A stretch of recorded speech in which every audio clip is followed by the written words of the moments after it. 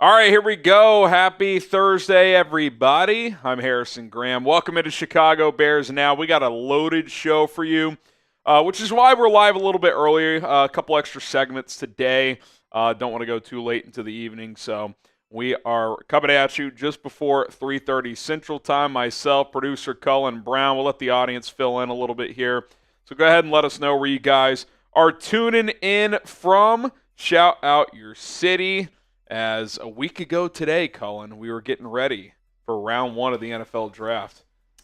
Yeah, time flies, doesn't it? I mean, it's 51 weeks to go. I know. It's absolutely crazy, man. No, I mean, for chat sports and really a lot of NFL fans, I mean, this is the offseason and really like our kind of Super Bowl in a way. So, yeah, happy to kind of be back on a normal schedule, but at the same time, it's just like, yeah, can we get another draft? Those drafts are fun, man.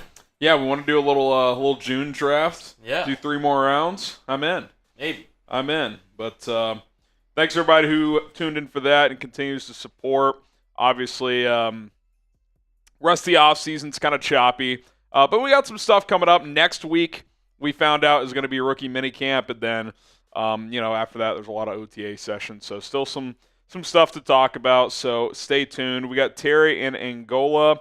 Jonathan in Aurora. Minneapolis is where Nick is watching. Jose is out in Las Vegas. Billy, what's up, Billy? He's in West Virginia. We got Paul Jackson in Newcastle.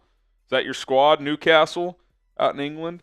Dawson, Georgia is where Willie's watching. We got Dennis in Goshen, Indiana. Bloomington is where Zeke Ganji is. Mesa, Arizona is where our guy Brandon's watching. We got west side of Chicago from Walter, who also says, "What's up, Cullen?" What up, Walter? RJ's Kitchen in Houston. We got Noah in Naperville. Let's freaking go. Thanks, everybody, for tuning in here on a Thursday. All right, make this the live poll question of the day. We got a new Nick Chubb update that we're going to get into. Should the Bears sign Nick Chubb? Type S for sign or P for pass. Get your votes in. And while you're getting your votes in, we'll get Andres' super chat on screen. Appreciate the 10, Andres. Happy Thursday, y'all. Been fighting food poisoning over the past 18 hours, so it hasn't been too fun. Hope you guys have had a good one, though. Man, I'll tell you what. I've had food poisoning for sure one time that I know. I'm guessing more, but, I think there's probably different levels. But the one time I really got it bad was when I was, I think, a junior in high school. It was about the worst 24 hours of my life. I mean, it is... when you get it bad, I don't know how many times you've had it, Colin, but it's about as bad as it could possibly be. Yeah. So I had it once when first time I ever had sushi. I got food poisoning. Ooh. So is that like you don't eat that anymore? I didn't for a long time. And then one day like friends were deciding where to go eat. They wanted all one sushi. I was just like, I don't know. When I tried it, I was fine. So yeah, but no, for like years, I didn't ever have sushi again. So yeah, I had it. That I would say that my Mount Rushmores of like worst like illnesses, whatever. That's definitely up there. I had COVID pretty early on, and I didn't feel bad. Like I'll say this, I'd rather be low on energy than like I hate stomach stuff, dude. Like just. Puking and all that, like I hate that. So this wasn't quite as bad, but dude, I'll tell you what, it felt like the flu on crack. I would walk to the kitchen and I'd be pouring sweat. I would just be exhausted. So that was pretty rough. And then last year, I don't know if you got this, the norovirus was going around. I don't know if you remember that. Dude, I never got noro or COVID. Dude, noro is absolutely unbelievably bad. Worst of my life. I was in bed for about 40 or 41 hours. Did not move. All right, that's enough on illnesses. Oz wants to sign Nick Chubb. 76% of the vote says sign Nick Chubb. Yeah, shout out Awesome. We'll see. We'll see, yeah. See what happens. I don't think a signing's imminent, but it could happen. I feel like the Bears want to see, obviously, Monungai a little bit, but also maybe go through an OTA session or two. How's Roschon Johnson picking things up in the new offense? Ryan Poles on his comments earlier today, we're going to get to that as well, as he was on ESPN 1000. He kind of hinted that he felt like the staff last year misused Roschon Johnson, so maybe he's still in the mix a little bit more than we think. So we'll have to see how all that goes. All right, like I said, we do have a jam-packed show today. We got a super chat here, and then we'll get rolling. He says, rate of 1 to 10, confidence level, Bears sign chubby. Ridiculous emoji utilization there. I don't know, 6.6? Okay, you know what? You guys have been asking for the Smokin' Jays. I'm going to make it a point to bring those back next week, so stay tuned. I'll go 2 Smokin' Jays. People are talking. I think there's been conversations at Hallis Hall about it. Ryan Poles even acknowledged, there's been discussions about a short list of guys. I would have to assume he's on it. J.K. Dobbins as well. So we'll see. I don't think it's, it's 90%, but I don't think it's a nothing burger either. So I think there's a decent chance, and we'll see. We'll see if it happens. He's working out. He's training. He's having a healthy offseason, unlike last year. So we'll see if. Shout out to Link for spamming the smoking emojis. Smokin' Jays. They will return. They will return. All right, hit that like button if you want the Smokin' Jays to return, and we would greatly appreciate it. We're gonna be I'm gonna hold Cullen to that. Like if it's like Thursday next week, Cullen, and I haven't done Smokin' Jays, you got to tell me, yo, you told the people you were gonna do Smokin' Jays, so we will make that happen. We might have to open up with a Smoking Jay Cutler picture on the video. Ooh, might have to do that. That could be something. Just Smokin' Jays return. Yeah, that might have to be the play. All right, we got a jam-packed show, so hit that like button. We got the latest news and rumors reacting to Ryan Poles' interview on ESPN 1000. Plus, we do have a Nick Chubb update, so I want to pass that along and give my take. We will take your questions, so continue to fire away, hashtag Bears or Super Chat. If you have any free agency questions, off-season questions, post-chat questions, upcoming season, training camp, doesn't matter, fire in the chat. We will get those answered. Going to do an early 53-man roster projection, just kind of a fun exercise. Now that the draft and free agency are over, for the most part, free agency, again, could be a move or two coming. You never know. Post-draft cut candidates, got 5 names I'm keeping an eye on. And then an early 2026 Bears mock draft. I do it every year. Why not? Let's just have some fun, and we will get to it. Ryan, I see your super chat. We will get to that in our mailbag coming up in about 10 or 15 minutes, so stay tuned. But let's go ahead and dive into the latest news and rumors.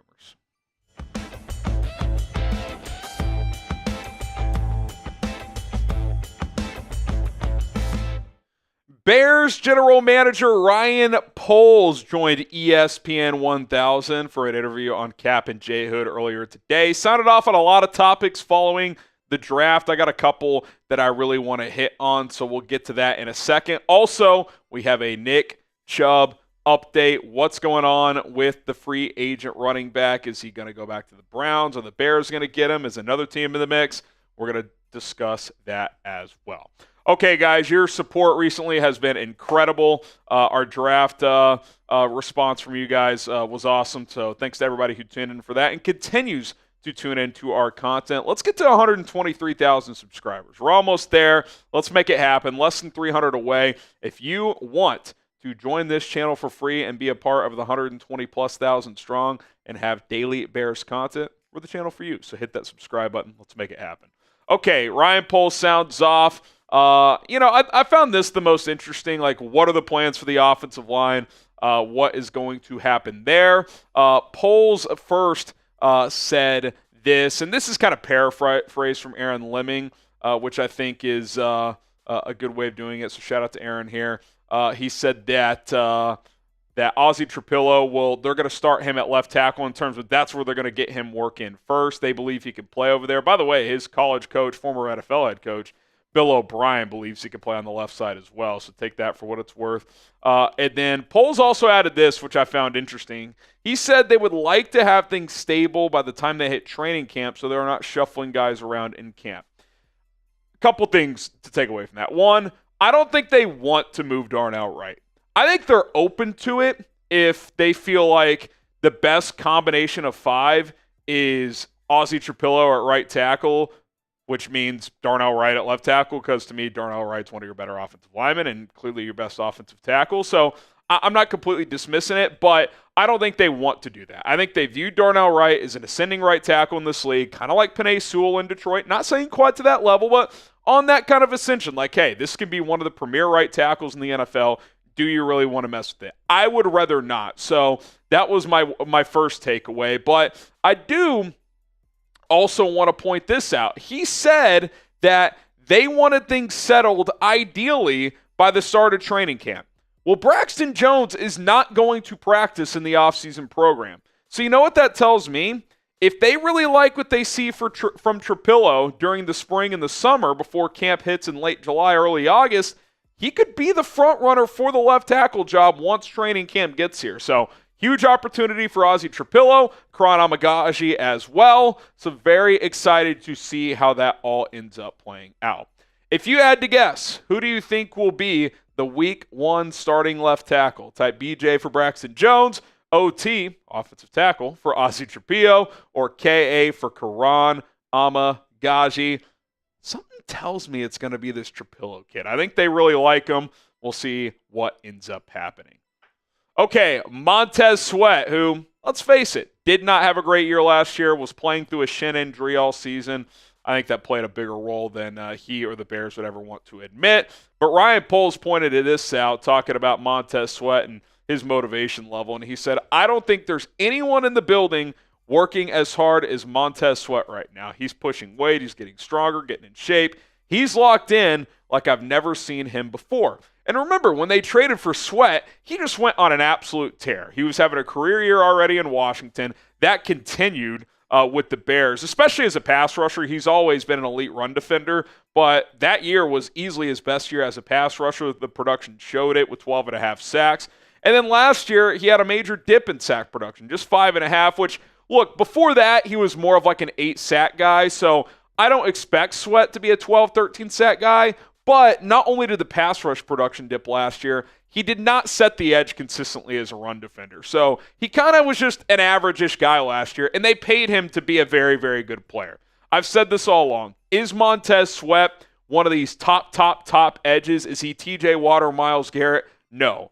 But he is much better than what we saw last year. He just is. He's been one of the premier run-setting edges in the NFL, and he's a very good number 2 pass rusher. Now, unfortunately, with what the Bears have, ton of depth, they probably don't have that true number 1 guy unless someone truly emerges. So Sweat might need to be that, but if he at least can get back to being that elite edge setter in the run game and at least a better pass rusher than last year, I'm cool with that because I think you got enough bodies, waves of pass rushers, both on the interior and at edge that you can throw at teams where you're going to have more pass rush production just by having fresh legs of quality players regardless, but he's got to be better. The Bears desperately need him to produce for A, what they're paying him, and B, look, he's probably the top guy on that defensive line, and he did not play like that last year. Okay, then lastly, Joe Thuney extension. They kind of jokingly asked him, Cap and J-Hood, hey, when can we announce on the show that you've extended Joe Thuney?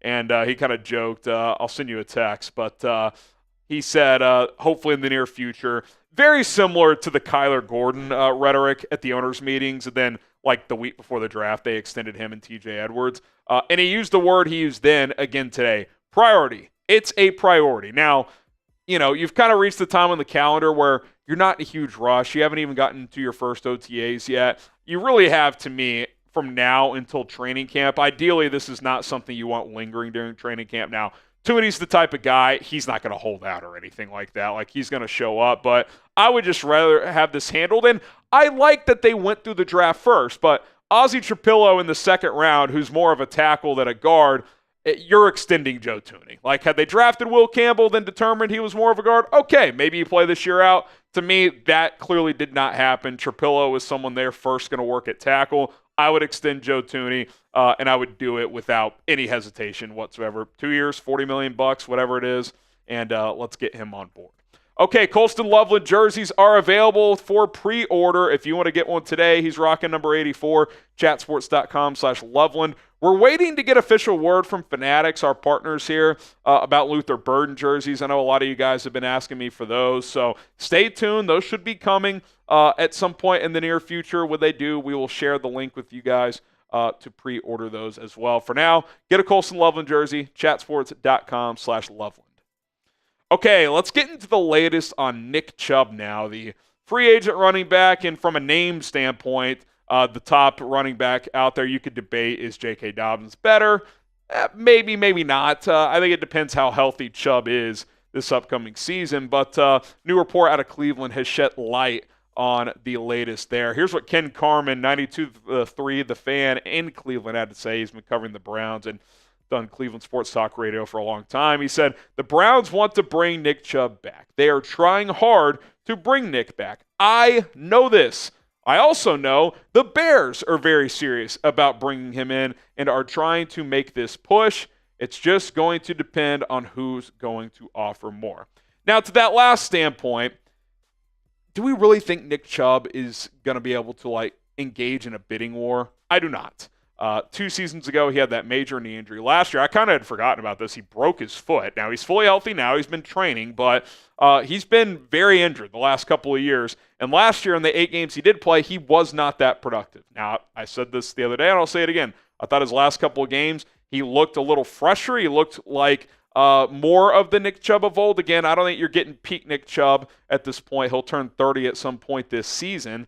But I do think he can be better than what he was in limited action last year. I thought Louis Riddick made an interesting point when talking about the Bears offense. He kind of impromptu brought up Nick Chubb. He said, Nick Chubb needs to beat down the door of the Bears and say, quote, I want to run behind this offensive line. I want to be a part of this. We're talking about Caleb, the offense, Ben Johnson, etc. So, former league exec who knows ball very well, Louis Riddick, those are pretty strong words. Hey, Nick, forget Cleveland.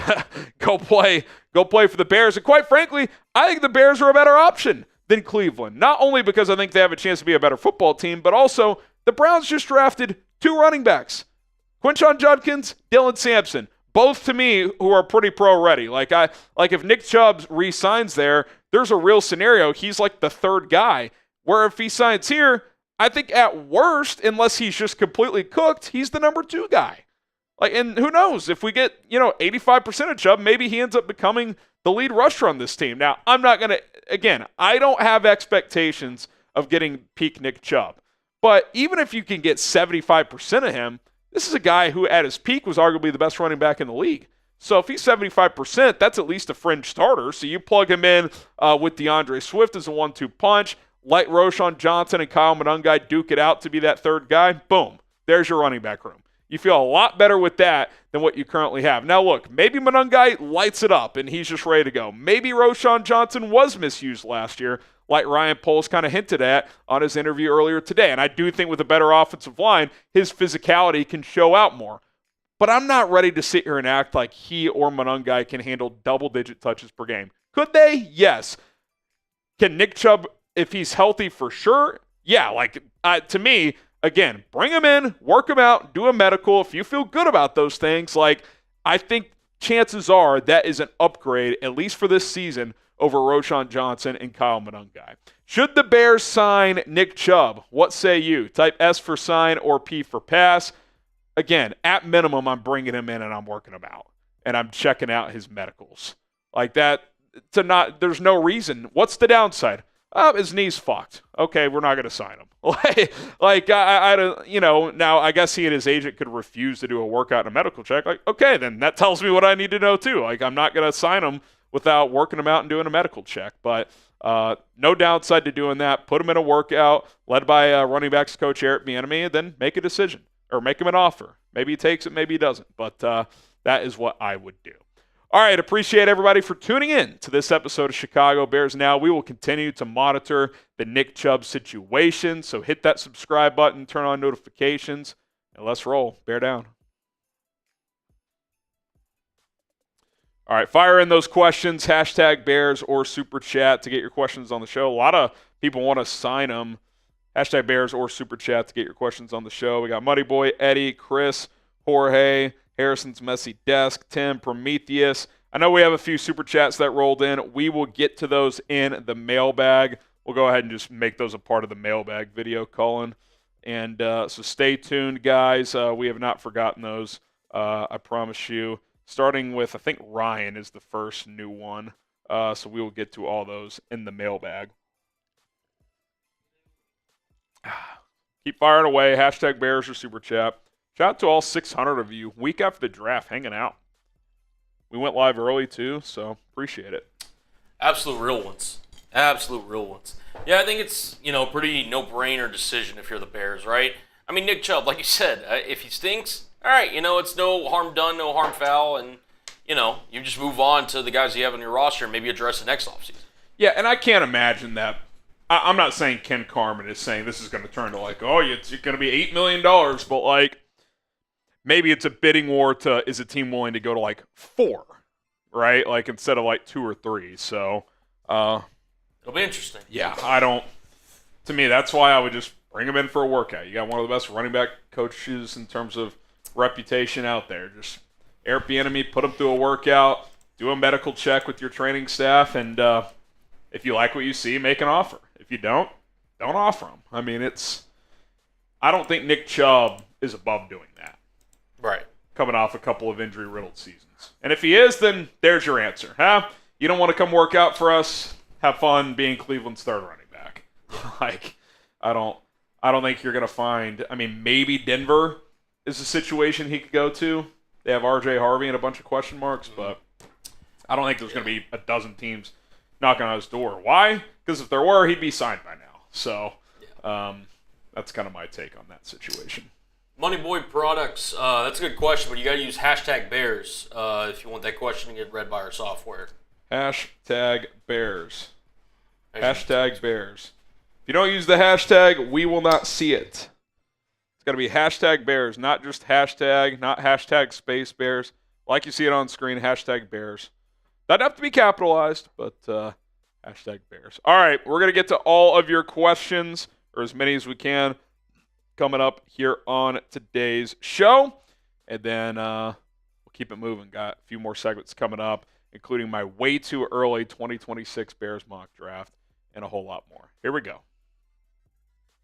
All right, we're going to get into a Bears mailbag coming up here in just a second where we answer all your questions. Use hashtag Bears or Super Chat. Do want to remind you guys, I know a lot of you are familiar, but not everyone is, of my other YouTube channel here at Chat Sports. It's called 4Verts. It's kind of a silhouette of me right there. That's the channel icon. We cover the NFL, college football with daily content.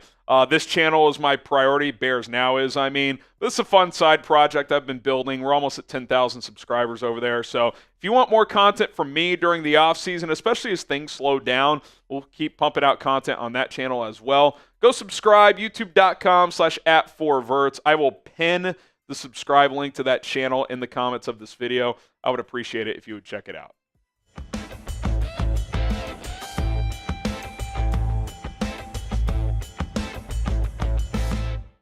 I'm Harrison Graham. Let's get into a mailbag here from Who Needs Running Backs? Who needs them, right? Who's under more pressure this season, Caleb Williams or Ben Johnson?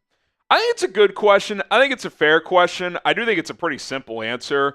I do think there's pressure on both because Ryan Poles has invested pretty heavily into the offense this offseason with the offensive line, Colston Loveland, Luther Burden, etc., but it's clearly on Caleb. And it's on Caleb for a couple of different reasons. Number one, yes, when you get paid the way Ben Johnson got paid, the pressure's on. End of the day, he's a rookie head coach. If a couple things don't go his way, if he makes a couple of bad decisions, it's his first year. He's not going anywhere. I don't think Caleb's going anywhere after this year, more than likely, but it is year 2, and they have invested in him even more so, right? They hired Ben Johnson himself, who we know at minimum is an excellent play caller and game planner. So even if Ben Johnson, the head coach, is going to go through some growing pains, we know offensively he knows what he's doing.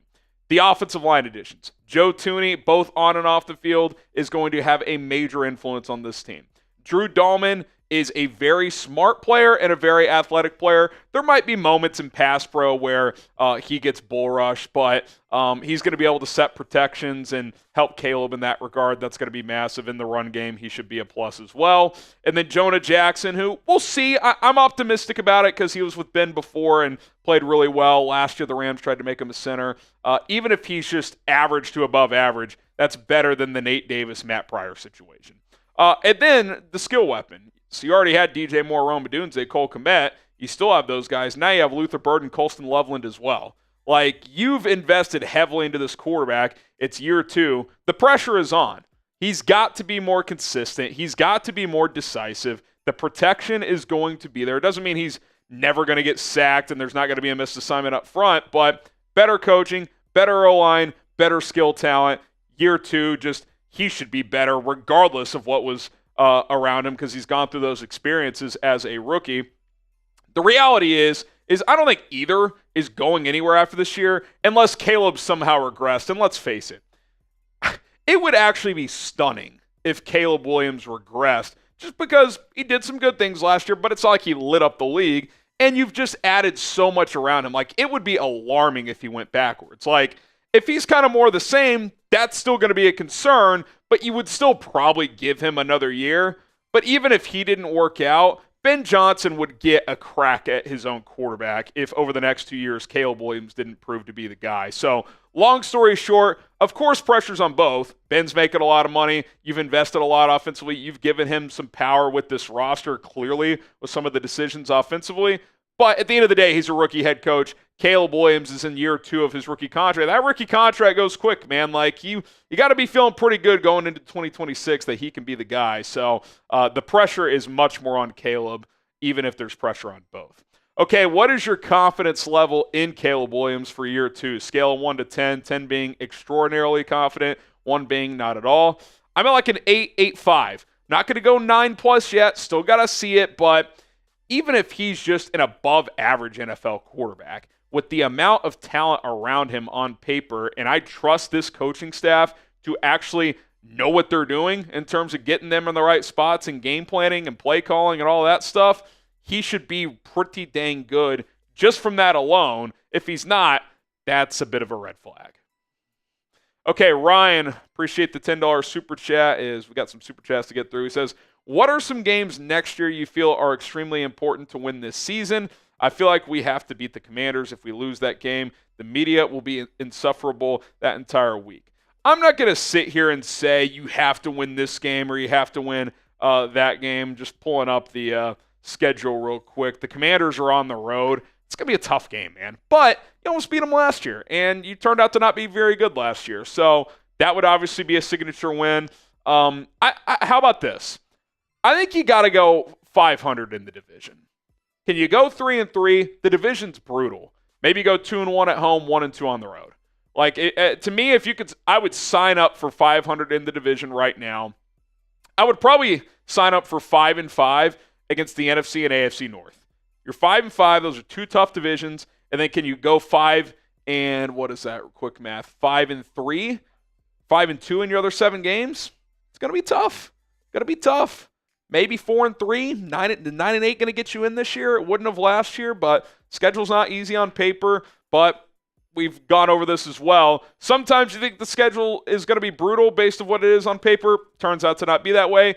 Last year, the opposite was true. We thought the schedule was easy, and it was very difficult. So, long-winded way of saying I don't want to point to any individual games, but got to be better against the division overall. It starts there. Okay, Harrison's Messy Desk. Love this guy. Just quite an avatar name there. You think the Bears might sign Von Miller?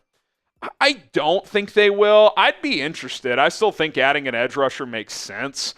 You drafted Shamar Turner. Ryan Poles said in his interview with ESPN 1000 that some of the defensive tackle guys are versatile. Dennis Allen is going to kind of mix and match there, so you might see Turner line up at edge some. You might see Javon Dexter do the same, but I don't think either is probably a full-time edge rusher, at least not this year. So, you got Montez Sweat, you got Dio Adengbo, who's going to kick inside some, and you got Austin Booker.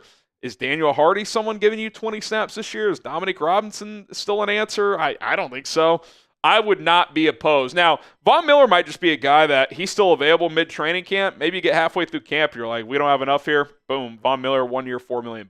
Maybe something like that happens. There's always guys still lingering out there, kind of like Yannick Ngakoue a couple years ago. I don't know if Von Miller specifically is that guy, but there's always a couple of guys who just kind of know how to play that can get signed up, 3 weeks before week 1 and be ready to go. Subscribe to the channel. Full off-season coverage. Just because the draft is over, free agency is mostly done, doesn't mean the coverage stops. We're still bringing you videos every single day, usually 2+ videos per day. Still going live twice per week as well. So lock us in. We got the schedule release in less than 2 weeks, so that'll be fun as well. So don't go anywhere. It's going to be a fun couple of weeks here. Okay, DC Viper, what players are at risk of being cut this preseason? Who made the roster last year? Could Roschon be on that list since they drafted a running back? He could be. I think right now he's safe. If they sign someone, I think it gets a little more dicey. Maybe they've signed someone by the time you've watched this video, but let's just say they signed Nick Chubb or J.K. Dobbins. Well, unless the person they signed is just awful, they're going to make the team. We know DeAndre Swift is on this team at this point. Kyle Monungai, even though he was a 7th rounder, probably on this team.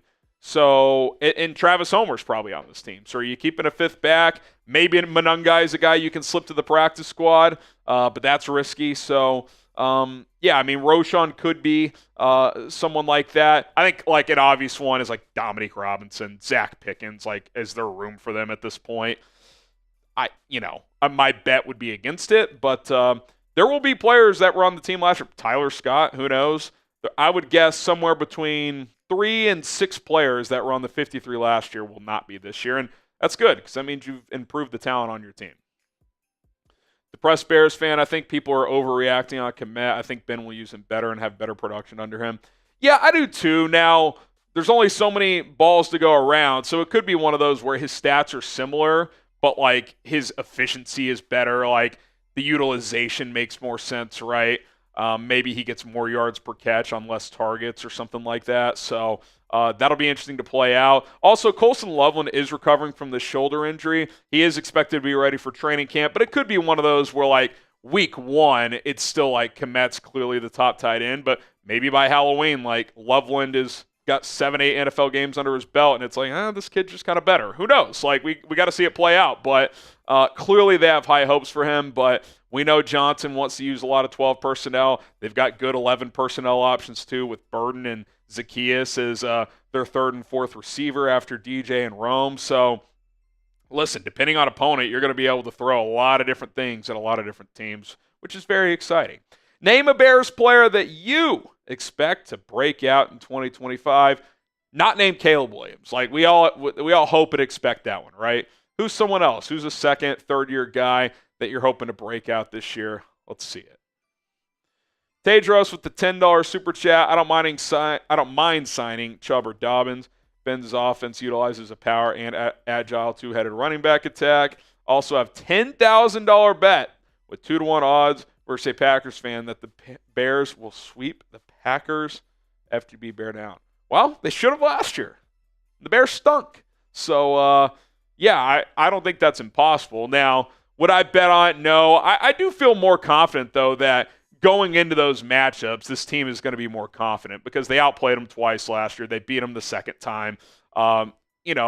It doesn't feel like from a roster standpoint that they have some major advantage. Doesn't feel like from a coaching standpoint that they have a major advantage. Now, look, Matt LaFleur has been doing this for a few years with success. This has Ben's first year as a head coach, but he's got a lot of high-level assistants who have done good things in this league, like Dennis Allen, Antoine Randall, obviously, Eric Bieniemy as well. So this doesn't feel like some David Goliath situation anymore. Like, if you told me, yeah, the Bears swept the Packers in 2025, it wouldn't shock me. But could I say I'd be shocked if they got swept either? Like, this is still a team that has only beaten them once since 2018. But, again, last year was promising. They outplayed them twice, and it didn't feel like from a talent standpoint they were overwhelmed at all. And they have better talent now. Jonathan, do you see the Bears trying to see if they can grab another safety should Jaquan get injured? Yeah, Poles in his interview on ESPN 1000 expressed some optimism with the 2 UDFA safeties, Major Burns and Tysheem Johnson. I'm more intrigued with Burns. He's just got a better athletic profile than Johnson, but maybe one of those guys pushes for a roster spot. Jonathan Owens and Elijah Hicks, like, they've been around. They at least know what they're doing now. I think there's limitations with both of them, but I do think safety is one of those positions that just based on how the draft fell, they just weren't able to address it. So, yeah, I mean, I would have liked to get someone there. I think probably what happens there is they roll with what they got. If they need to add a veteran later in camp, maybe there's a surprise cut later. They can pick someone up. And then it probably becomes one of their points of emphasis in the draft next year. All right. Excuse me. A little cottonmouth here. Again, reminder to go check out my other YouTube channel, 4Verts. We are so close to 10,000 subs on that channel, covering the NFL and college football as a whole over there with major storylines, everything else going on around those two sports. So appreciate the support and bear down. All right, excuse me. All good, all good. I don't know why it's... Colin, you got a name for me here outside of Caleb? And usually my criteria, typically it's second or third year guys that haven't like obviously broken out yet. Like you wouldn't say, like who's a third year player on a team that's clearly like established? Like you know it when you see it. Yeah. Like last year, to me, Kyler was kind of already established. He wasn't a star, but like it's like okay, like right. We know he can play. Like, is there someone here where you're like, I'm looking for that player to break out this year? Look, I mean, for me personally, Rome Odunze. Yeah, he's got to be the first one. He's got to be the first one that pops to mind. That's just immediately. I'll throw a little bit of a curveball here and say Tyreek Stevenson. It's a good one. Yeah. That's almost like a breakout / bounce back at the same time because kind of had a mini breakout late in his rookie year, but didn't take that next step last year, obviously. Yeah, I just think, with this team holding accountability, again, he's either going to sink or swim. I think he's going to swim. I think he is the biggest like if he hits this year, it sounds kind of crazy to say, but if he hits this year, the defense could be really fucking good. Yeah. Now, I don't know if this D-line is going to put the fear of God into people, but you are going to have a lot of different bodies you can throw at teams, so it should be a good unit. Right. If your number 2 corner spot is in a good spot, yeah, your back 7 is pretty damn good. Mm. So if he can get back even to just being like a good second corner, like I don't need an all-pro, just be a guy that, I like his play style as a number 2 guy because, yeah, he's going to give it completions, he's going to get beat, but he also is going to take the ball away. Like, that's what we saw the second half of his rookie year. Like, yeah, he'd still give up completions, but, he's pretty instinctive, and he'll jump some routes and take the ball away for you as well. So if he can get back to being that type of player, to me, he's a confidence guy. Like, when he's confident, he can play pretty well. If he's not, he's kind of playing on his heels, and when you're on your heels as a corner, you're just not going to survive in the NFL. So yeah, he plays with emotion. Safe to say. Yeah, no doubt about it. No doubt about it. Devin Hester, the GOAT. 2 things. First of all, with all our defensive tackles that can play edge, thoughts on putting them all in there for goal line packages. Second, could you run through what a trade for Breece Hall or Kenneth Walker might look like? Let me do the first part. Yeah, I mean, I think in, obvious rundowns, could you go with, Andrew Billings and who's, your second? I mean, it kind of depends. If Jonathan Ford makes this team, he's kind of a nose as well. You could have both of them in there. Then maybe you go, I don't know, Dio and Dexter on the edge or something like that. Grady Jarrett as well. You could put him on the edge and in obvious rundowns. That could be an option. So, yeah, I think in clear goal line situations, you could do that. You could also just have a 5th D lineman in there in those situations. And then trades, going into the draft for Breece Hall, I would have said a 4th this year, which the Bears didn't initially have. For next year's draft, does that 4th you got back from the Rams, is that enough? Because I think he's better than that as a player, Cullen, but he's entering the final year of his rookie contract. So any team that trades for him probably is extending him. Right. So, I'm not giving a team a day 2 pick, I don't think, and paying them. If I'm giving up a 3rd, I think I got to get a 4th back or something like that. So maybe a pick swap or something like that. Yeah, maybe you trade a 3rd, get a 4th or 5th back. Plus, it wasn't that the Jahan Dotson trade last year. Now I think he's a much better player than Jahan Dotson, but you get my point. Kenneth Walker, I mean, you know the Seahawks better than me. I think Charbonnet becomes more tradable. Yeah. Like, I've kind of thrown this out there. If they get into camp and Damian Martinez has his head screwed on straight and looks the part, him and Charbonnet's skill sets are kind of redundant. Yeah. And they like Kenny McIntosh as like their scat back. So Right. they could go with K9, Kenneth Walker.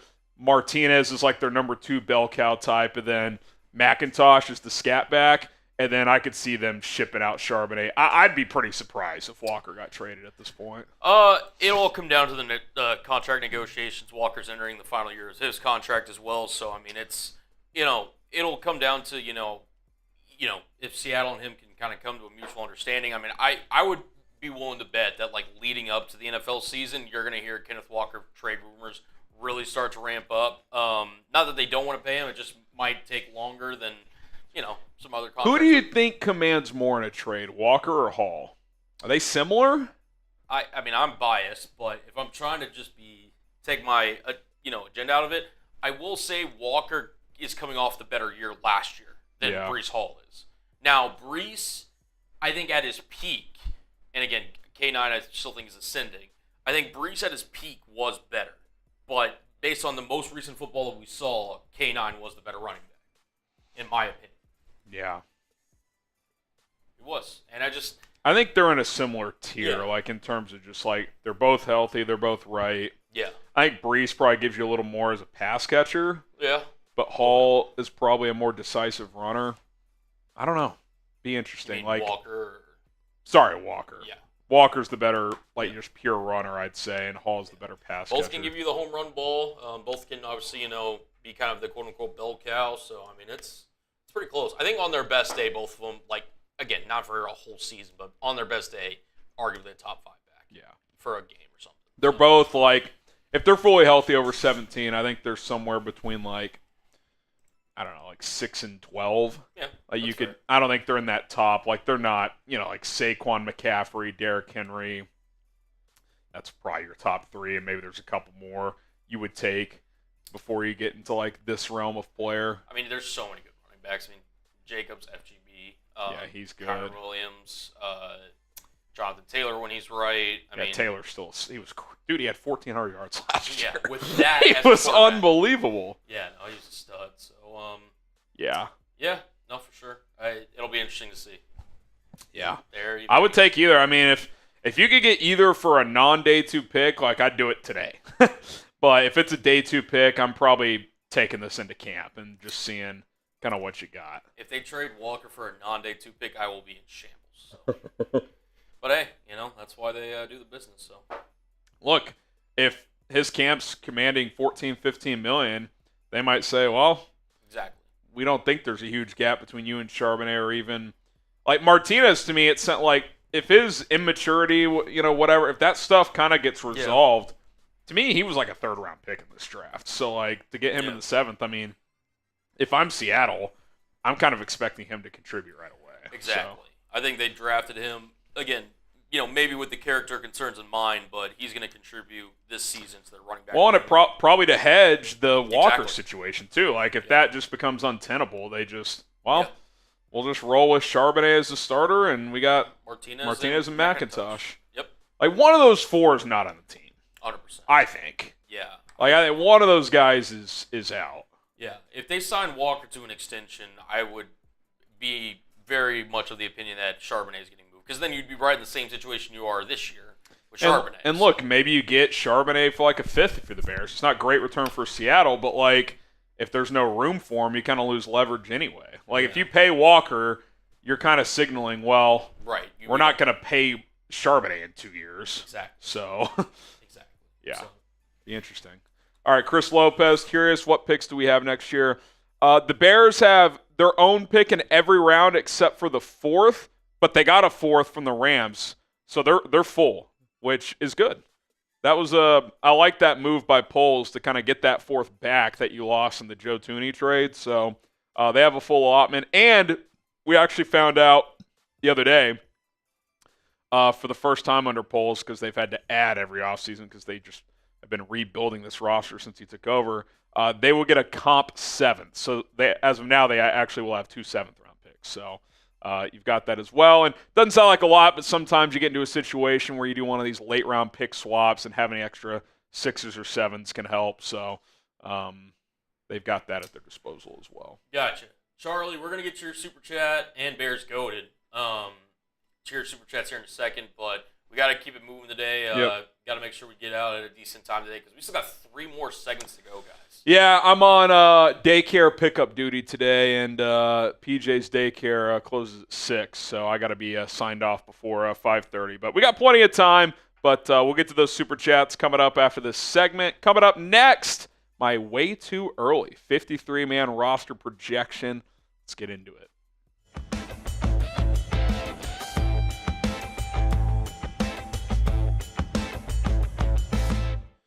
All right, with the NFL draft and free agency over, at least mostly over for free agency, and of course the draft in the books, I'm going to give my way too early 53-man roster projection. We'll do this a few times between now and, actual roster cutdown day right before week 1, but I think it's a good exercise to kind of just feel out where the roster sits as we kind of get into rookie mini camp, OTAs, etc. So let's go ahead and jump on into it. My name is Harrison Graham. Welcome into Bears Now.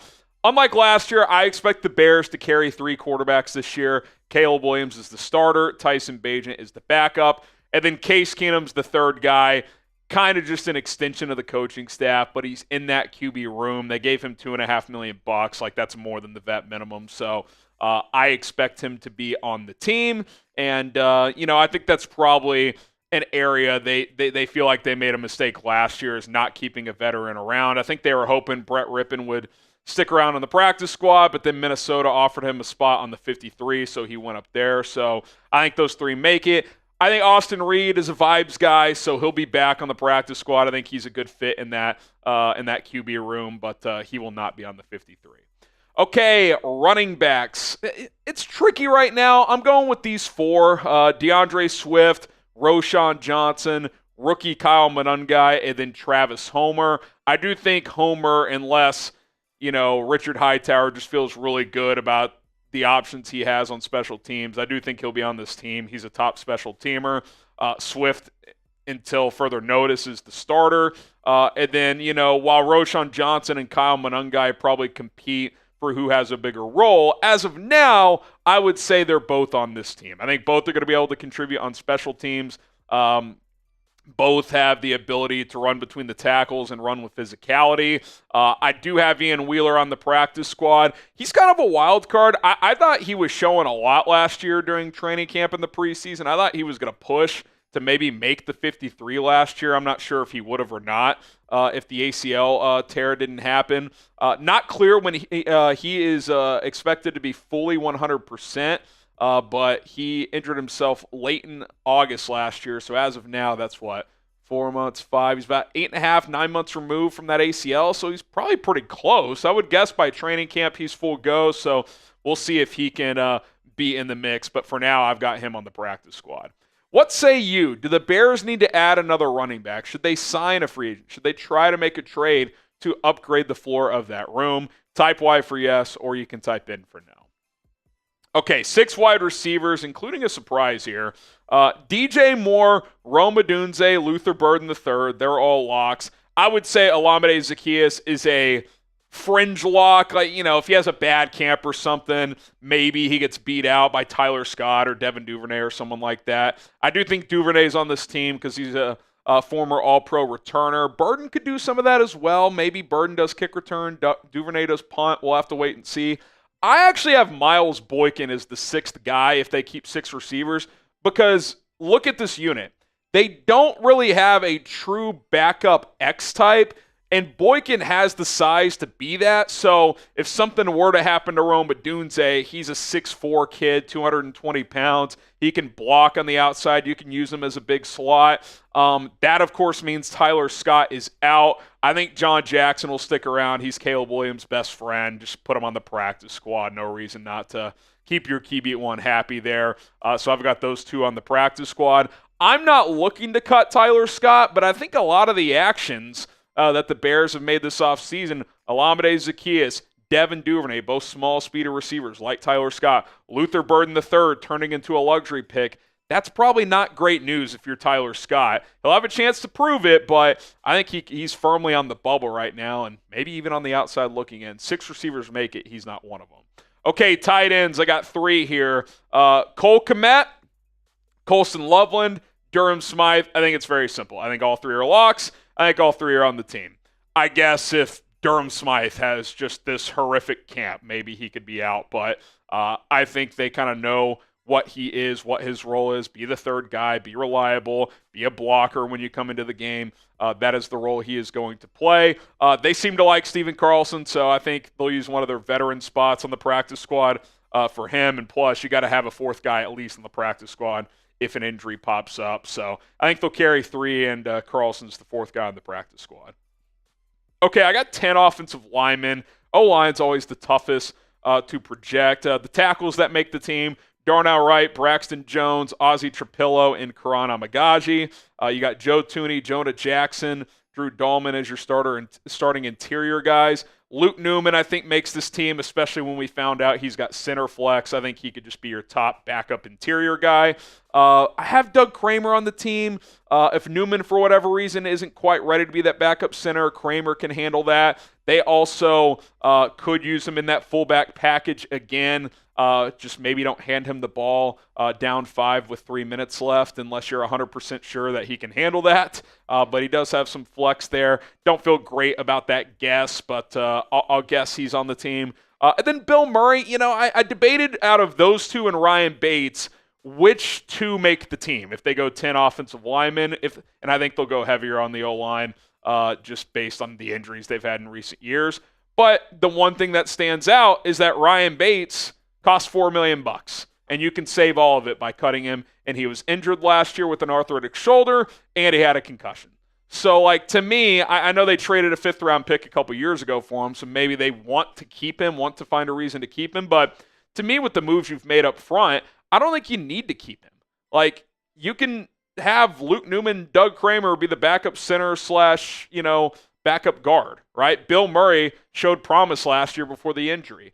You can put Ricky Stromberg on the practice squad. He's got center ability as well. So that's how I see it right now. Obviously, there will be some flux here for the depth spots. O-line 8 through 10 is certainly going to shuffle around based on competition throughout camp. But that's how I see it right now. Jordan McFadden, Ricky Stromberg, Theo Benedette, 3 guys I could see being on the practice squad. Okay, we've got some Colston Loveland jerseys available if you want to pick one up right now. Pre-order one at least. Takes a little while for these rookie ones to get printed. Chatsports.com/Loveland. Click and shop today and represent the Rook. Okay, I got 90 linemen making it. Your edge rushers: Montez Sweat, Dio Adengbo, Austin Booker, and Daniel Hardy. And then 5 defensive tackles: Grady Jarrett, Jervon Dexter, Andrew Billings, Shamar Turner, and Chris Williams. Obviously, a couple of those D-tacks can flex and play edge. Adengbo can flex and play inside. That obviously means a notable cut there is Zacch Pickens. Jonathan Ford gets cut as well. I think the Bears do like him, so we'll see if Ford can make the team. But 9 making it right now: Ford, Pickens, Xavier Carlton, a rookie edge who I think is pretty intriguing. His skill set and production coming out of Cal. He's a guy I'd like to see on the practice squad, so I've got those 3 making the practice squad. You got much better depth, especially on the interior, than you had last year. I think they like Chris Williams. They tendered him for over $3 million. So I'll say this: if he has a poor offseason, you could cut him and save some money pretty easily there. And, if things are close between him and Pickens, maybe they would keep Pickens because he's cheaper. But that's how I see it right now. Okay, linebacker. I'll go with 5. I feel confident about the top 4. TJ Edwards, Tremaine Edmonds, they're obviously locks.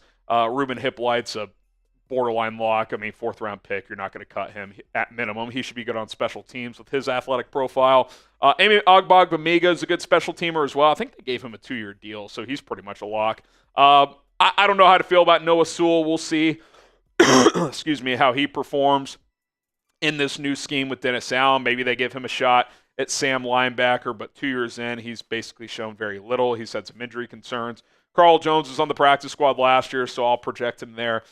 Again, I still think linebacker's a spot they could add a piece here, especially if they don't feel good about Noah Sewell or if Hippolyte's not quite ready to contribute on defense and only be a contributor on special teams. We'll see how it plays out. Edmonds and Edwards are 2 primary guys, and then some depth pieces there. Okay, I ask you to subscribe. I'm already subscribed to my own channel, but appreciate if you guys want to subscribe. Videos all season long in the off season as well. Counting down the days to training camp. We'll be there in a couple months, but a lot of stuff between now and then as well. OTAs, rookie minicamp, mandatory minicamp, schedule release, more segments like this. If you want them for free, subscribe. Okay, 6 corners. I think that's pretty standard nowadays. Some go 5, some go 7. But since you play nickel, I like having 6, a backup for each spot. Jalen Johnson, Tyreek Stevenson, Kyler Gordon, your projected starters. Terrell Smith, who I still really like, who will get an opportunity to compete for that CB2 role. Maybe Zay Frazier does as well. Love his skill set, 6'3", $190, press man corner skills, good ball skills, a little bit older, so we'll see if he gets into the mix early. And then Josh Blackwell, one of the best special teams players on the team, and in a pinch can play nickel as well. Nick McLeod, kind of right on that border. He's bounced around. He's a good special teamer. We'll see if he pushes for a roster spot. I've got Sean Wade on the practice squad as well. Okay, safety. 4 guys for now, same as last year. Kevin Byard, Jaquan Brisker, Elijah Hicks, Jonathan Owens. Obviously, as Brisker went down last year and Hicks got banged up, Tarvarius Moore ended up getting elevated. I could see him making the team potentially as well. Wouldn't shock me if they went with 5 at safety, given the health concerns of Brisker from last year. Major Burns, I think he's an intriguing UDFA. I've got him on the practice squad. And then Tarvarius Moore, I think using a veteran spot for him makes some sense. He became a pretty reliable player down the stretch last year. And then you got the special teams. Cairo Santos is the kicker. Torrey Taylor is the punter. And then Scott Daly is your long snapper. And there you have it. My way too early 53-man roster projection. I'll sprint through the practice squad guys that I kept here in just a moment. Grade the Bears roster right now. A, B, C, D, or F. How do you guys feel about it? I think it's like a B-plus roster. I think there's a lot to like. There's a couple areas you'd like to improve, but if they live up to their potential, this could be a top 10, 12 roster in the league. I don't think that's off the table, but they got to play up to it. The coaching staff has to do their job, and obviously Caleb Williams has to take a big step. Okay, just a reminder of the practice squad projection. I was kind of doing it by position as we went, but 16 guys. Austin Reed sticks around. So does Ian Wheeler. Tyler Scott, John Jackson, a couple of receivers. Jordan McFadden, Ricky Stromberg, Theo Benedette. Kind of a combination of skill sets there to cover off the O-line practice squad spots. Need a 4th tight end, so Stephen Carlson sticks around. Zacch Pickens, Jonathan Ford, a couple of defensive tackles. Xavier Carlton, a defensive end. Carl Jones at linebacker. Nick McLeod, Sean Wade at corner. And then Major Burns and Tarvarius Moore, a couple of safeties. Obviously, teams typically poach from other teams of players that got cut to put on their practice squad, but it's way too difficult for me to be like, oh, the Cardinals are going to cut this guy, and we'll put him on the practice squad. So I did the practice squad projection based purely on the Bears' 90-man roster. Okay, there you have it. My way too early 53-man roster projection. Let me guys know what you would change. Let me know what you guys would change based on my projection. Words getting fumbled around. It's the weekends here. Bear down. All right, Charlie. We got if Jair gets released and can't to Chicago. He said his kids messed him up, but yeah, came to Chicago. Came to Chicago. 1 of 10, what would that look like? I don't think a player, a veteran corner of his status is on the Bears' radar. Especially after drafting Frazier. Obviously, he's better than, say, Frazier, but I just think there's other positions that are more prevalent. If you were going to add running back, edge, safety, I think those would all come first. Teams would jump on Jair, but I don't think the Bears would be one of them. I also don't think he's getting cut. There was a report the other day that they might just keep him now. So, yeah, I don't think he's coming to Chicago. Yeah, to me, corner is such a position of least concern right now. In terms of all the depth. We literally just went through all the depth charts. I mean, it's towards the bottom in terms of where the Bears could potentially. Like even if Tyreek, like if it doesn't work out, like Terrell Smith is serviceable. They drafted Zay Frazier, Nick McLeod's. Like they've got options. They've got options. Now Jair would be an upgrade, but you're gonna have to pay him like notable money. Like I don't think they're gonna give him like $8 million. So I just don't see that happening. If anything, if Tyreek doesn't work out, corner just becomes a bigger need like next offseason. Right. So Bears goated. Just want to say I'm super pumped about getting Luther. Me too.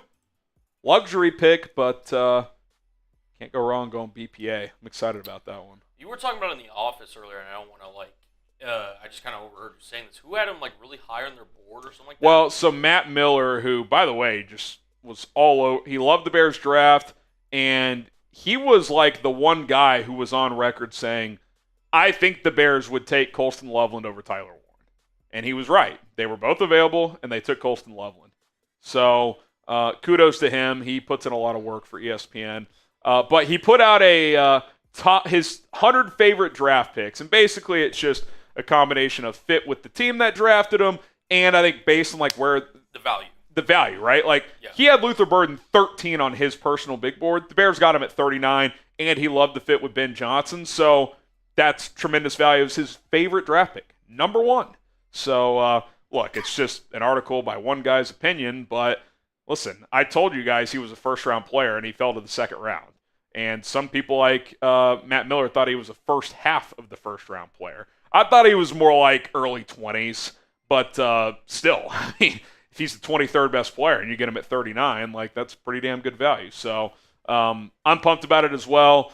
You know, polls even said like, yeah, like sometimes you find yourself in situations where you take a player that may not be a top need, but the value is just too good. So you can't go wrong doing that. Like if you draft enough good players that pan out, like the fit and the overall roster will work itself out over time. And by the way, if you're slightly worse at running back than you were hoping for, but if your receiver room is much better than you thought, it kind of makes up for it. So, and it gives you options down the road too. Like if Luther as a rookie shows he could be a stud, well, I'm not saying I want this to happen, but they could trade DJ Moore that next year if they wanted to. So it just gives you options. And again, I think that's why like if more GMs would just be like, we're just going to take the highest player on our board available, chances are that's going to work out. So we'll see if this is one of those cases.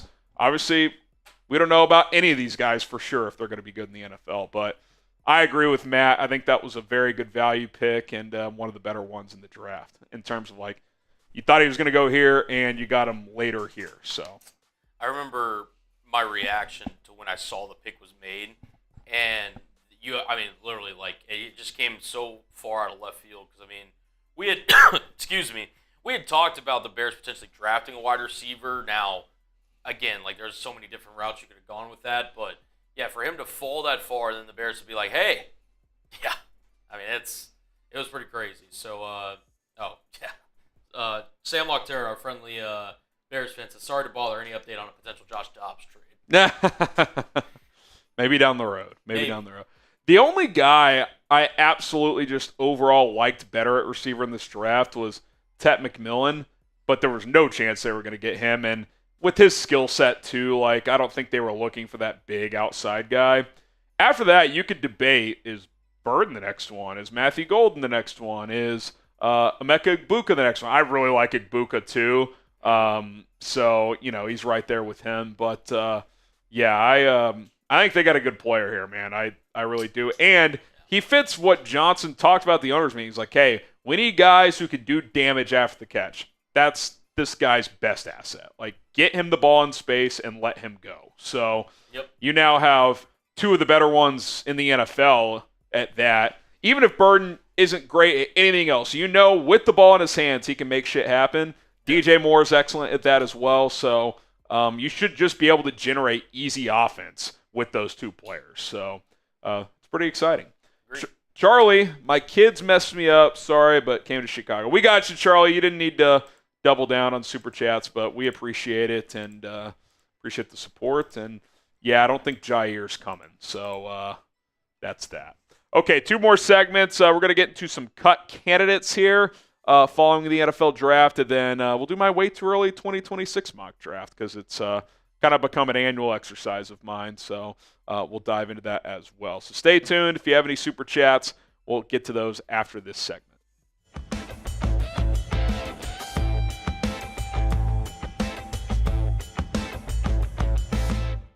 Now that the NFL draft has come and gone, it is time to update you guys on some potential Bears cut candidates. My name is Harrison Graham. Welcome into Chicago Bears Now. The player acquisition period is mostly over. Could there be a signing here, a trade there? Yeah, but you've gone through free agency. You've gone through the draft, the early portion of UDFA signings. Any moves that happen are going to be few and far between. Like, you're not going to see more than 2 or 3 different transactions for guys who could make the 53 the rest of the way. And now there's several notable players, I would say, that could be on the chopping block based on what the Bears have done this offseason. And on top of all that, the Bears do have some salary cap maneuvering that they're going to need to do. Let me just outline that part of it for you guys real quickly. The Bears currently have about $10.6 million in cap space, but they have not paid their rookie class yet. Like, none of those players have signed yet. And that's going to account for about 8.3 million against the cap. So that leaves you with like $2.5 million. Technically, you're in the positive, but most teams like to enter week 1 at minimum with $5 million, and more like 7 to 10 is the ideal number. And by the way, that doesn't factor in what if they sign Nick Chubb? What if they sign an edge rusher? Whatever the case may be. So they're going to have to do something, whether it's roster cuts. Here's a few ways they could clear cap. They could cut certain players. That clears up some money. Joe Thuney extension feels like an obvious one to lower his cap number for this year to give you some flexibility. And then lastly, you could restructure a player or 2. A guy that you feel very confident is going to be here next year, because what you don't want to do is restructure someone and then a year from now you're like, crap, we actually want to move on from that player, but based on his cap hits, we can't really do that now. So if they feel very confident about DJ Moore or Jalen Johnson or Montez Sweat to be here next year for sure, they could restructure that player, move higher cap numbers down the line to free up some money this year to help pay your draft class and have extra money left over for if you want to sign a free agent or just have extra flexibility during the season when injuries inevitably pile up. Okay, subscribe to the channel, and then we will get to some cut candidates. If you want the latest Bears news and rumors, if you want to join our live shows, which is every Monday and Thursday, if you want more content, interactive mailbags with all of you, come join us, subscribe. We are so close to 123,000 subscribers. Okay, let's get to 5 cut candidates following the draft and really just the offseason as a whole. I think Zacch Pickens is in major trouble. I mean, I just don't know how you look at him and be like, yep, he's making the team.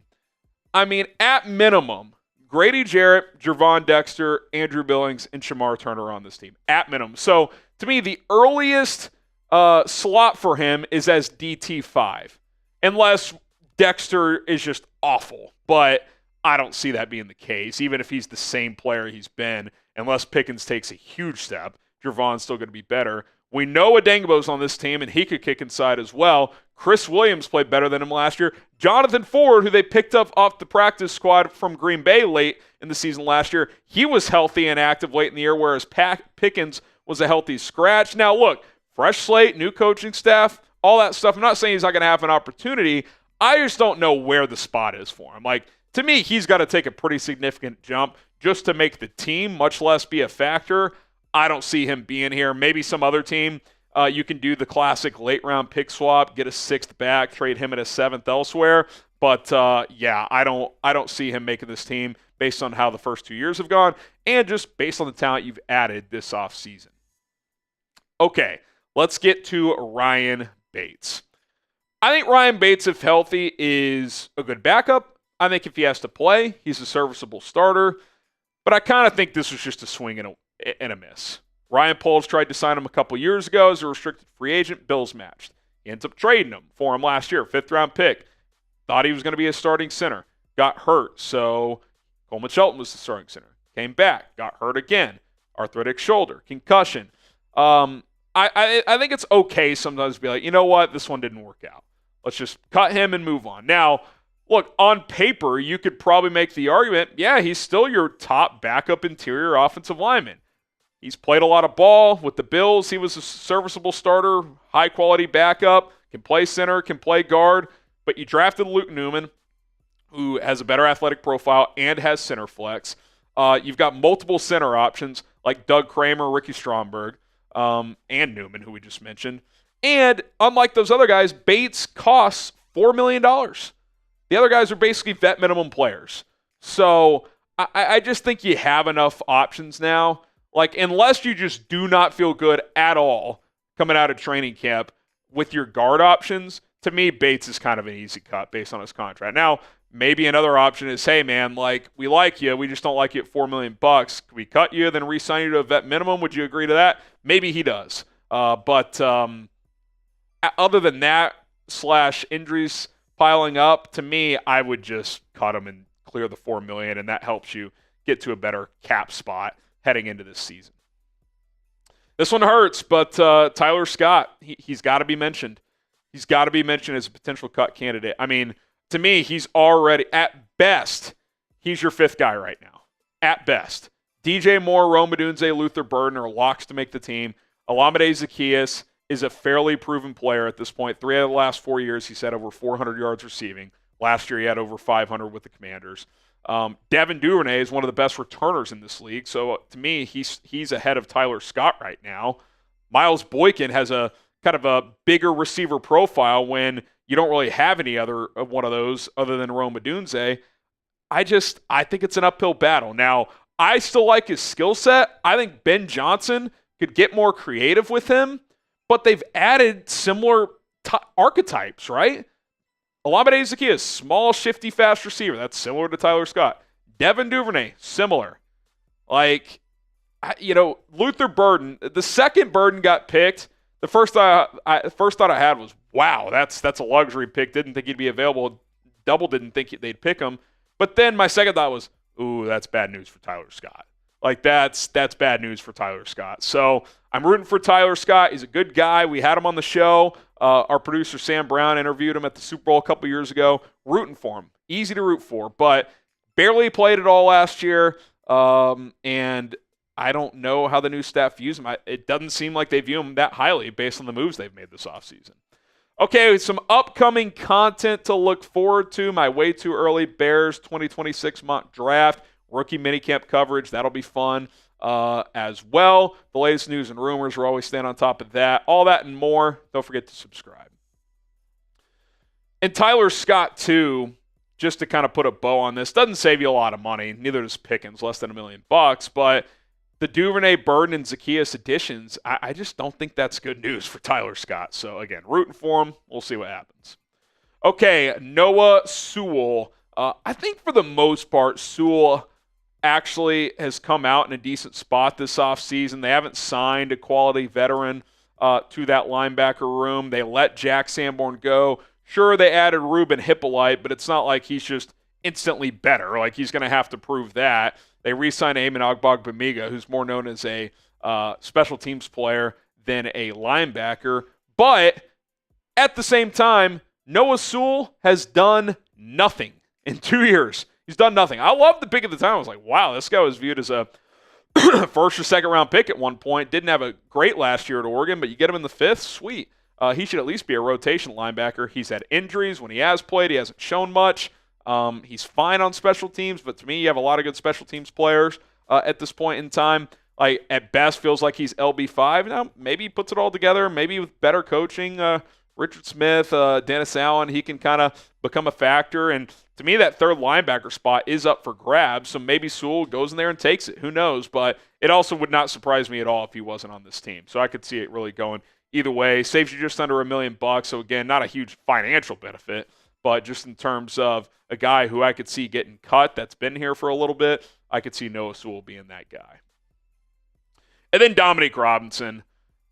I will say this about Dom Rob. He's big, he's long, so he does kind of fit the physical nature of what Dennis Allen likes in his edge rushers, but he just has shown nothing. I mean, he had a sack and a half against Trent Williams in a rainstorm in his first start as a rookie. and you're thinking, was this guy the steal of the draft? And since then, I think he has 1 total sack. That's 2 full seasons later. The one thing similar to Noah Sewell is they haven't added a ton at edge this offseason. They added Dio Adengbo, who's an edge, can kick inside as well. They added Shamar Turner, who's kind of the opposite, defensive tackle who can kick outside, but they haven't added like multiple edges, so he's still going to have an opportunity to compete. Maybe he beats out a guy like Daniel Hardy or Austin Booker, but I think Austin Booker is going to have a longer leash than Dominique Robinson at this point, considering Booker's in year 2 and Dom Robinson year 4. Just kind of feels like the experiment's run its course, but he'll have a chance, but I'm guessing he's on the chopping block. Okay, who is the first player on the Bears roster that you would cut? Like, if you took over the job tomorrow and you were told you have to cut a player, who would it be? It would probably be some random UDFA, but out of notable players, who would you cut first? Let me know who that is. Also, give me a follow on social media. It's at HGram NFL, both on Twitter and Instagram. So give me a follow over there if you want to talk more about the Bears. DMs are open. I'm posting content over on those platforms as well. Bear down.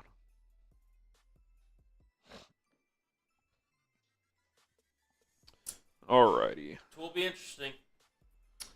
Will be interesting. Let's see. Dominique Robinson, Tyler Scott, Bates, Sewell. Bates got to go. Bates and Pickens are like the 2 name guys that I'd be looking at first. Mm-hmm.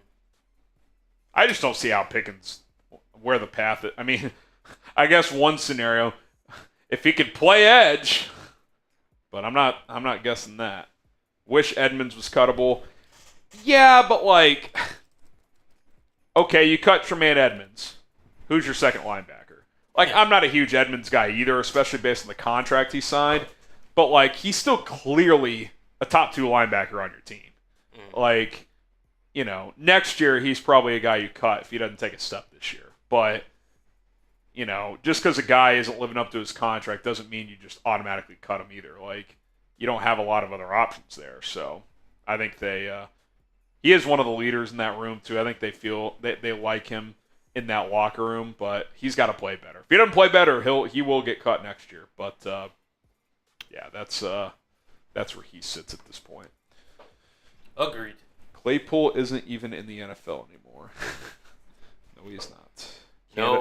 Canada. Not. Give him a call. Oh, Canada. What does Kornheiser say? Good night, Canada. Good night, Canada. All right, one more segment to go, and then we are gonna get out of here. We got a 3-day weekend. We'll be posting content on the channel this weekend, but be nice to kind of rest up. It was a long draft, so we got Friday off, so that'll be nice. It will be. Lacora, if you're still in here, are you a fan of today's live stream? We're getting 5 segments today. He's a big segments guy. So also, we were early, Lacora. And we were early. He was in the chat. He was ready. That's a double whammy. Double whammy. For Lacora. Double whammy. Yeah. There you go. There we go. All right.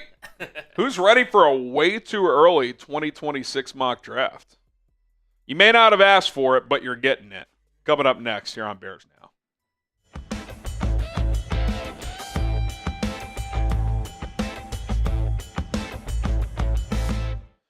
All right, it's time for my annual way too early 2026 Bears mock draft. I do this every year once the draft wraps up within a week or so. I look ahead to the next draft, and obviously a lot's going to change. Prospect rankings, guys are going to move up, guys are going to move down. Guys who we think you go in the first round may not even enter the draft, but going to do 5 rounds. The PFF mock draft simulator goes 5 rounds already, so shout out to them. And we're going to go through that exercise. Now, I do want to just kind of look ahead too. This is kind of how I see the likely needs for next year. Now, things could change based on current players and free agency next year and all that, but in no order, I think edge rusher, safety, because both Brisker and Byard and Elijah Hicks and Jonathan Owens, your top 4 safeties are all free agents as of now after this year. Running back, linebacker, offensive tackle, I think those end up being your top needs. Now, offensive tackle, if one of Jones or Trapillo secures that spot and you feel comfortable with that player moving forward, then you're probably good there. But I think those top 4 in particular, you're definitely going to need to add, and you can never go wrong adding offensive linemen either. So I think those are your top needs for now. Let's go ahead and dive into it. All right, this mock draft is based on reverse Super Bowl odds, so Bears right there in the middle. That's an upgrade from winning 5 games. Jeremiah Love, the running back out of Notre Dame. I think this kid's pretty special. I think right now he's the one guy just looking ahead to the college football season and potentially next year's draft of, okay, if he has another year like he had last year, he could be a first-round pick as a runner, explosive with the ball in his hands. He's had a couple of highlight reel hurdle plays already. I think he averaged like 7 yards a carry last year as well. He can catch the football, 19 total touchdowns. I just really like his skill set, and I think this would, projecting ahead, middle of the first round is proper range for what he brings to the table. And listen, this running back room right now, how's it going to look in a year? No idea. If Swift has a great year, he's probably back on the 3rd year of his deal. If he doesn't, he's an easy cut or trade candidate. Roschon Johnson, if he doesn't take a step forward, he could be off this team or just have a diminished role moving forward. Kyle Monangai, I like him. Ideally, he shows enough this year, then maybe Jeremiah Love is kind of the more complete back that you pair with Kyle Monangai. That would be a fun 1-2 punch. Obviously, Travis Homer's a special teamer. Ian Wheeler, TBD on how he plays. But as of now, I kind of think running back becomes a priority next year. Now, that could change. Again, a lot of this could change, both from prospects, the Bears' needs, etc. But if you're asking me right now, is running back a priority next offseason? I would say so, given this offseason there was a lot of buzz, and it just ended up not quite working out in the draft. Okay, who is your favorite college football team? That's kind of how I do a lot of my early draft work, is I'm just a junkie. I'm watching all day on Saturdays. I'm watching on Thursday and Friday nights as well. Who is your favorite college football team? I'm a TCU alum, as you guys know. Maybe you're a Notre Dame fan. Who's your squad? Let us know in the comments. Okay, Derek Moore, the edge out of Michigan, who's kind of been like a rotation guy, but the last couple of years has been pretty productive, has 9 sacks over the past 2 seasons for the University of Michigan. You look at his numbers last year, the pass rush win rate was pretty good as well, just under 14%. That's above average, so I like that. You'd like him to beef up a little bit, especially for a Dennis Allen scheme, so we'll see if he ends up being a scheme fit or not. But you think about Michigan, right? They lost Josiah Stewart. They lost both of their interior pass rushers. Like, Moore is going to be kind of like a top dog there this year. Like, he's going to be one of their primary defensive linemen. So if he could take that next step, be a little bit more consistent, he could be a first-round pick potentially. But for sure, day 2. And, yeah, I still think edge is a position that you're going to want to add, whether it be a top-line player or some depth, right? Montez Sweat, if he has a big year this year, he'll certainly be back. Dangbo's here for at least 2 years. Austin Booker, we'll see. If he plays well this year, then he's coming into his own entering year 3. That's great. The rest of that group, though, at edge is kind of just guys, right? Like Daniel Hardy, more of a special teams player. Who knows if Dominique Robinson's even on the team this year? Maybe Shamar Turner plays some edge for you as well. That remains to be seen, but I still think edge is positioned to target moving forward. Okay, one of the more fascinating players to me entering this college football season is Harold Perkins Jr., the linebacker out of LSU, very versatile player. We will talk about him here in just a second and kind of just go through his journey, as it's been a wild one. But if you want to get a Colston Loveland jersey, you can pre-order one right now. He's rocking 84. Chatsports.com/Loveland. That is chatsports.com/Loveland. Click and shop today. Pre-order them. You are going to get your jerseys in the near future. Okay, Harold Perkins, as you look through his year-by-year numbers, if you remember his freshman year, he was a phenom. It was like, this guy's going to be a future number 1 pick. 72 tackles, 7.5 sacks. He's all over the place. He can cover. He can drop into coverage. He can blitz. He does it all. Second year, still pretty good, but wasn't quite as dominant of a player, but was still on a good trajectory. And then last year, he tears his ACL, and they made the weird decision he's only going to be an off-ball backer, not a blocker, off-ball linebacker in year 3. And he wasn't playing that well in that role. LSU's defense was a mess, and Harold Perkins then tears his ACL. So just a disastrous season. This guy was getting number 1 pick buzz after his freshman year. By the end of his freshman year, I remember thinking, is this guy the best player in college football? He was getting Heisman buzz as a defensive player going into his sophomore year. Still had a good year his sophomore year, but not as dominant. And then last year, they make him strictly an off-ball linebacker, and that just limited his skill set. This year, I read the other day, they're going to use him as like an off-ball nickel hybrid. I'm like, get this guy downhill. I don't really get what they're doing. But I think what's gone wrong, other than the ACL tear, is I think LSU has misused this guy. This guy is a playmaker, especially when coming downhill. Use him in that way. I mean, we saw how dominant he could be early on in his career. And then it's just kind of slowly gone downhill. As far as, projecting the Bears next year, we talked about linebacker, but if he can get back to being this versatile chess piece, maybe he's like a blitzing will linebacker that you can also drop into coverage and do different things with. I don't think he's like a true like Micah Parsons comp because he's not big enough like that. But like, could he be like next year's Jalen Walker with better off-ball linebacker skills? I don't think that's out of the realm of possibility. I like him best as a frequent blitzing linebacker. I think that's what he is. It's what we saw early in his career. He was really good at it. And then LSU was like, oh, let's get bland with him. Yeah, great idea, Brian Kelly. Really good coaching there. So we'll see what they do with him this year. Some rumors on how they're going to utilize him. Like I said, they might use him as like a nickel linebacker hybrid. And I'm like, no, don't get him backpedaling. Get him coming forward. But anyway, LSU's defense has been a mess the last few years. Okay, Xavier, I'm probably going to mispronounce this. I looked it up earlier, and now I've forgotten it. I think the N is silent. Wankpa, the safety out of Iowa. I think that's the pronunciation. This guy's a fun player. I kind of just pulled up a few highlights of him, and I'm like, okay, he's pretty physical. Iowa typically has good NFL defensive talent. You guys might be familiar with him. Projects as a box safety in the NFL. He's played a lot the last couple of years. Graded out well, especially against the run last year. Maybe this is your Jaquan Brisker replacement because unless Brisker has a fully healthy and very good season, hard to envision him returning. I hope he does. I like Kwani B, but the concussion thing, it's a problem. But he'll have a chance to prove himself this year, both in play and in ability to stay healthy. But regardless, at some point they're going to have to add safety next year because all the ones you currently have are projected to be free agents. All right, one more pick to go, but want to remind you guys that Bears Now is a family. We appreciate you guys tuning in here on the channel. Subscribe. It's 100% free. We got you guys covered.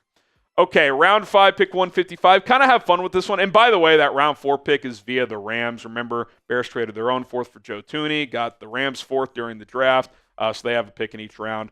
Only a 5-round mock today. Caleb Lomu, the offensive tackle out of Utah, only a redshirt sophomore, but he started at left tackle as a redshirt freshman last year. Graded out very well. Only gave up 2 sacks the entire season. He's 6'5", right around 300, so he probably needs to put on 10 or 15 pounds. Chances are, if I had to guess, he plays 2 more seasons in college, but if he has a monster year this year, maybe he could come out. Yeah, he's got a bright future ahead. If he were to come out, if he played similar to last year and came out, he'd probably be like an early day 3 pick. But if he plays really well, maybe he elevates to day 2. Maybe he goes back to school, tries to become a first rounder in 2026. But he's got the frame. He's got the technical skills. Obviously, I think he's still 19, about to turn 20. So bright future ahead. But, depending on what happens with the Bears, the other tackle spot opposite of Darnell Wright, whether it be Braxton Jones, Ozzie Trapillo, Krana Amagaji. If you don't get a clear answer there, you could be in the business of adding another tackle next year. So there you have it, my way too early 2026 Bears mock draft. Jeremiah Love, Derek Moore, Harold Perkins Jr., Xavier Wankpa, and Caleb Lomu. 5 players that have bright futures. Harold Perkins, I'm keeping an eye on him this year because I'm still a believer in his talent. Okay, favorite Bears pick in my way too early 2026 mock. If you had to pick one, let me know what it is. You can go chalk. You can say Jeremiah Love. I know you guys want him. I think Jeremiah Love for Bears fans is going to be what Ashton Genty was this year. I think everybody's going to be like, bring Love to Chicago. So we'll see if that happens a year from now. All right, my name is Harrison Graham. Thanks so much for tuning in. And let me know if you guys want, some draft content more frequently. throughout the calendar. Obviously, we start to work some in during the fall when college football gets going. But if you want some more 2026 draft content, we could try to sprinkle some in throughout the rest of this offseason. My name is Harrison Graham. Bear down. All right. Andre says Caleb Downs, number 1 pick. He's just not going to get to 16. That'd be awesome. And safety could end up being your biggest need. But don't you mean he's not going to get to 32? True. That's true. Not going to get to 32. Yeah, I mean, I know it's a safety, but he's going top 5. I think he's top 5 unless he regresses this year. He's that special. So, now look, if the Bears have a great year this year and they don't have a ton of needs, maybe that's a guy, if he slips outside the top 5, you'd consider trading up for. But that's a question for down the road, obviously. We'll see how that goes. Hey, but it's fun to take a little peek ahead. And again, I'm assuming you go back and look at these whenever draft season really You know what? That's actually, before we sign up, I will pull up 2025. Yeah, give me a sec. I'll have to find. I can chat up in the chat. DC Viper says I'm a bit biased, but Wonkpa is going to be a stud. Are you an Iowa fan, DC? Okay, you guys ready for my my way too early mock? We just did 3 rounds last year. I think the simulators only went 3 rounds early last year. So here's how it went. This is actually pretty good. One of the 4 players I don't even think was in the draft, so that's not great. But the other 3 I think are pretty good. So pick 18, JT Tuimoloau. He went 45 yes, to the Colts. The Colts. Okay. Kenneth Grant at 33. So if you flip those, yeah. That kind of lines up because Grant went 13 to Miami. Yep. And then I went Tate Ratledge at 50. I think he went 2nd round as well. So that's pretty good. And then Michigan safety Keon Sabb. I don't even know what he ended up doing last year. Maybe he got hurt. Let me see where he is now at Alabama, actually. So I guess he must have summer transferred last year. Or maybe he had already transferred and I just missed it, but last year for Alabama, 39 tackles, 2 picks. So, decent year, but he, to my knowledge, did not... he was among the top 10 safeties in terms of grades last year, it looks like. What year was he? Last year? He was listed as a redshirt sophomore, so he's still got 2 years. If he has a good year this year, he'll probably come out. Not bad. Yeah. I wonder if I did an early 2024 mock. I did. You know what this one was? And remember, this was before they ended up taking Caleb, Rome. I still hadn't punted on Justin Fields at the time. Fair. Because the jury was still out heading into